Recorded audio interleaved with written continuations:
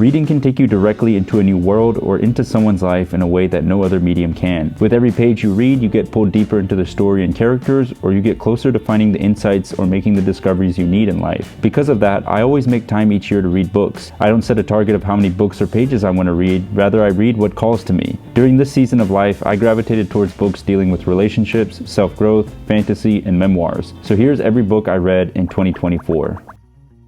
The Namesake by Jhumpa Lahiri. This book has been sitting on my shelf for years, and I'm glad I finally finished it. This story details the life of the Ganguly family who immigrated to the US from Bengali in the 70s, and the story mainly focuses on the relationship between the father and son. And the story really hit home for me because not only was it written by a South Asian author, but it details the struggle a lot of first-generation children face in America, which is the constant identity struggle of whether you're more Indian or more American. And now that's just some of the surface-level talking points of the story. The story is so well written and the characters are so well developed that it is seriously a great read, and it actually won a Pulitzer Prize. And another fun fact, it was a motion picture in 2006. Feel Good Productivity by Ali Abdaal. Now, I've been a long-term follower of Ali's content for years now, so when I found out that he was releasing his book, I knew I had to get it. Now, this book is a pretty quick read, and one of the key philosophies or ethos of the book is asking yourself how to incorporate play back into your life. Asking myself the simple question of what would this look like if it was fun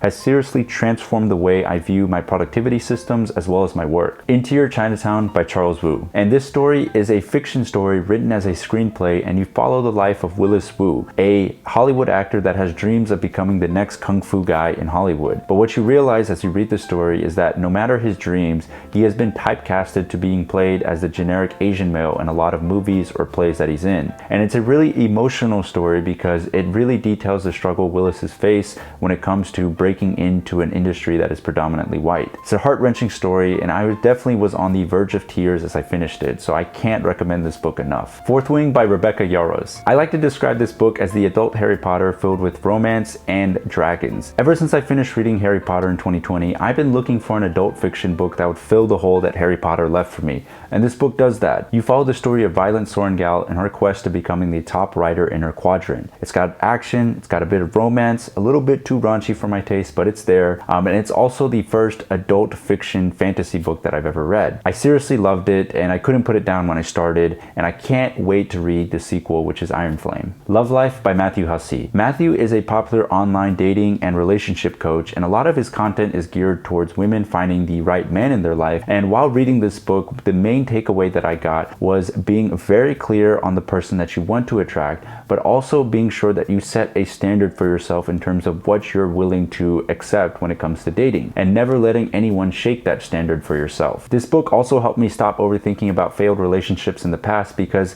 in practice or in theory, anyone that ends the relationship with you is not the right person for you, because if they were, they would still be with you. Attached. This is the most recent book I've read this year, and it's written by two researchers who study attachment theory when it comes to relationships. And it helps you identify the three attachment styles, which are anxious, avoidant, and secure. And if you are on the anxious and avoidant side, it gives you tips and strategies and real life practices that you can use to move towards the secure side when it comes to attachment theory. I think it's a great book because not only is it filled with research, but it's also filled with anecdotes from real life couples, as well as giving you real life work examples that you can work through in terms of finding out what your attachment style is, but also figuring out ways to move towards a secure attachment style. I honestly think it's a book that everyone should read, whether you are in a relationship or you're single, because it's a way for you to help strengthening the relationships that you currently have, as well as helping you find the love that you want in life, as well as finding the right partner for you. How Not to Die Alone by Logan Ury. I first heard of Logan Ury when she was a guest on Ali Abdaal's podcast Deep Dive, and I immediately bought her book right after that episode. Now, Logan Ury is a relationship scientist at Hinge, and one of the key things that I love about this book is that she really helps you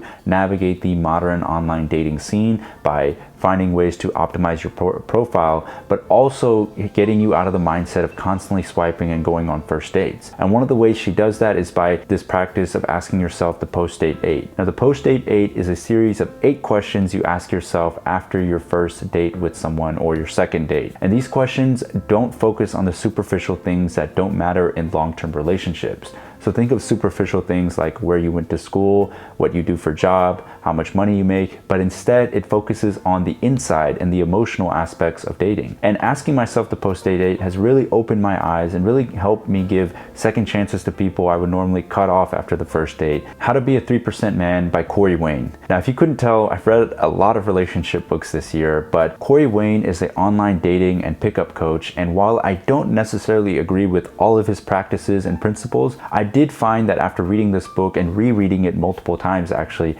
that it's given me a lot of confidence to approaching people in public. And it also gave me a good framework and guidelines on how to approach dating and also how to approach dates in general. I want to start a family with you. What? Educated by Tara Westover. This was another emotional and heart-wrenching story to read, as it details Tara's journey growing up from a Mormon family that was stripped away from society into eventually graduating from BYU, then earning her master's and doctorate degree from Cambridge. This story was so fascinating to read, not only because of the environment that she grew up with, but the fact that her family was homeschooled, and the homeschooling was sparse at best. So when it came time for her to take her ACT to get into BYU, she had to teach herself and actually get help from others along the way. Beyond the struggles of growing up in that environment, what was also really eye-opening was the amount of shame she felt when she felt like she was finally moving on from that family when she went off to Cambridge. Now, from the outside perspective, it's very easy for us to constantly think that she should just move on with her life and move on with this new educated life that she's formed for herself. But when you emotionally think about it,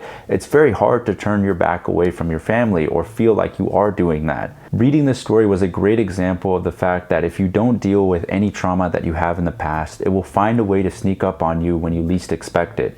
So we all need to deal with that inner struggle with ourselves if we want to live the best life that we want to. The 7 Husbands of Evelyn Hugo. This was a great fiction story about the 7 exes that Evelyn Hugo had. Now, this isn't a typical story that I would pick up and read, but I heard so many people talking about it back in the day that I just wanted to give it a shot, and it was a story that I actually binged in an entire weekend. Greenlights by Matthew McConaughey. All right, all right, all right. Now, if you couldn't tell, I listened to the audio version of this book, and I feel like you are genuinely missing out if you don't listen to this audio version. Not only because you get 8 hours of Matthew McConaughey in your ears, which, come on, I don't need to sell you on that, but I think Matthew does such a great job of narrating the story, and you really feel like you're right there with him living his life. Now, what I love most about Matthew's memoir is the fact that he wasn't afraid to treat his life as an adventure. There were so many times throughout this book and throughout his life where he took 1 to 2 years off the traditional path and basically went out and explored the world or explored the callings that were coming to him internally. Now, this meant that he experienced new cultures, new traditions, and another thing that I loved the most about this book was that he was not sad or he didn't let himself get down whenever opportunities closed in front of his face, because he viewed it as a sign that the universe was pulling him closer to another aspect in life. Greenlights.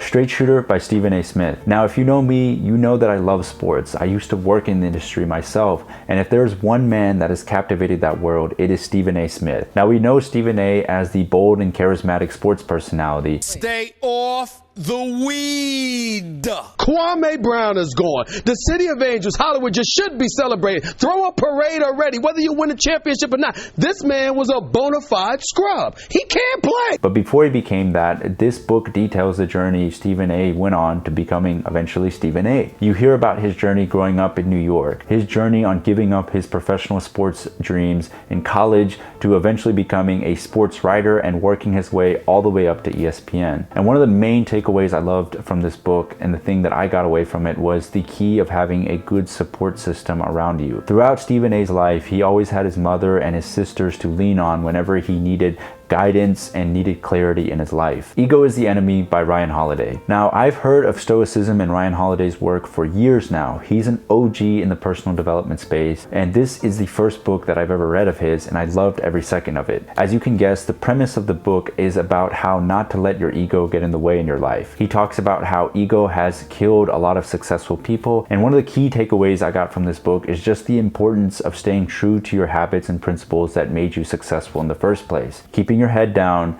being humble, and doing the right thing every day will ensure that you will continue on the path of success. But if you don't do that and you all of a sudden start resting on your laurels and letting the success get into your head, that is when things will go sour. Okay, so that's every book that I read in 2024. As you can tell, it was a very emotional and insightful year for me. There was a lot of stuff that I pulled from these books that I've implemented into my normal everyday life. But I would love to hear some of the books that you've read this year in the comments below. So thanks for watching. I'll catch y'all next time. Peace.